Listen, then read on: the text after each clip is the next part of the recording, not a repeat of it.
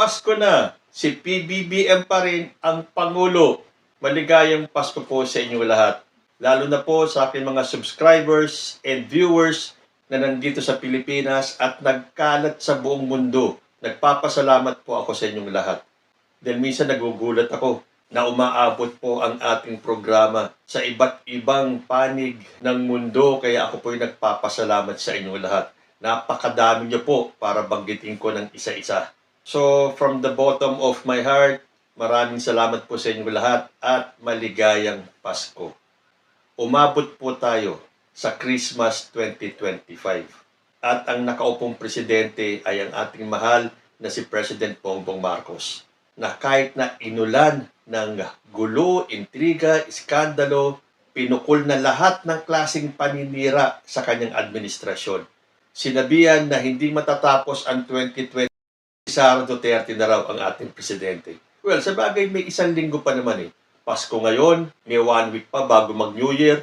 Malay natin, baka naman biglang may sumulpot na magrarally, pupunuin ng EDSA, pupunta ng Mendiola, susugod sa Malacanang para pababain si President Bongbong Marcos.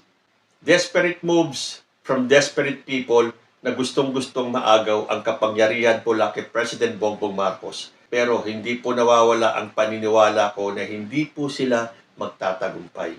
The mere fact na binastos ni dating Pangulong Rodrigo Duterte ang ating Panginoon para sabihin niyang stupid God ang ating Diyos.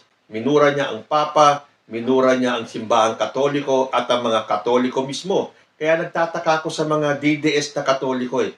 Natanggap niyo yan? Natanggap niyo na ipagpalit ang inyong relihiyon at paniniwala sa pagsamba kay Rodrigo Duterte kahit tawagin kayong tanga, murahin kayong mga Katoliko, bastusin ang inyong Diyos, bastusin ang leader ng Romano Katoliko, and yet nagbulag-bulagan kayo at pinagpalit ang inyong Diyos at paniniwala sa isang taong palamura at hindi lang ordinaryong tao minumura niya, pati yung Diyos ninyo.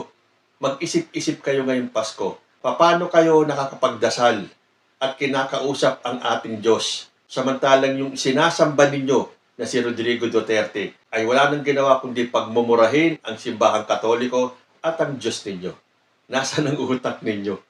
So habang Pasko, mag-isip-isip kayo. Hindi pa po huli ang lahat. Baka madamay kayo at mahila kayo ni Digong sa impyerno. Tulad nga ng sinabi niya na mas pipiliin niyang pumunta sa impyerno. Kasi nga naman kung lahat kayo isasama niya sa impyerno dahil sabi niya magkita-kita daw kayo sa impyerno at hihintayin niya kayo doon, di masaya nga naman siya. Hindi lang siya mag-isa na pupunta sa impyerno dahil lahat kayong DDS ay isasama niya. At sa bagay, paano ba namang hindi magiging masaya? At kayong mga DDS ay siguradong papayag mapunta ng impyerno dahil doon matutupad ang pangarap ninyo at pangarap ni Sara Duterte na maging presidente. Dahil sabi nga niya, di ba? Pagdating nyo ng impyerno, siya pa rin ang presidente doon. So doon, magsama-sama kayong lahat dahil ang magiging presidente nyo doon, si Sara Duterte. At ang pinaka-idolo nyo at sasambahin, si Rodrigo Duterte. At least hindi na karton ang inyong sasambahin. Doon, naglalagablab na Rodrigo Duterte ang inyong sasambahin. At syempre, kasama na rin kayo. Maglalagablaban kayong lahat doon. And that will be forever.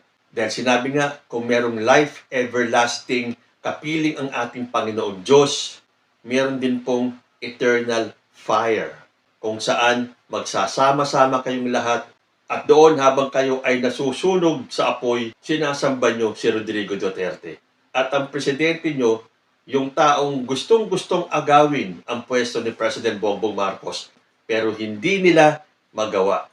So better luck next year, itong paparating na 2026, dahil may mga bulong-bulungan na po kung ano ang binabalak ng kampo ng mga Duterte para mapatalsik si President Bongbong Marcos. But I tell you, hindi po mangyayari yan. Alangan naman, pumanig ang langit sa mga taong tinawag ng estupido ang ating Diyos. Kung ikukumpara nyo naman sa pamilyang Marcos na never nyong narinig ni minsan na magbitaw ng salitang puta lahat. But with the grace of God, hindi nyo po mapapabagsak si President Bongbong Marcos. Dahil kung ngayon 2025 Christmas Day, si Bongbong Marcos pa rin ang presidente. Come Christmas time 2026 and Christmas time 2027, siya pa rin po ang presidente natin. Because evil will never overcome goodness. Maligayang Pasko po sa inyong lahat. Diyos ti Agnida.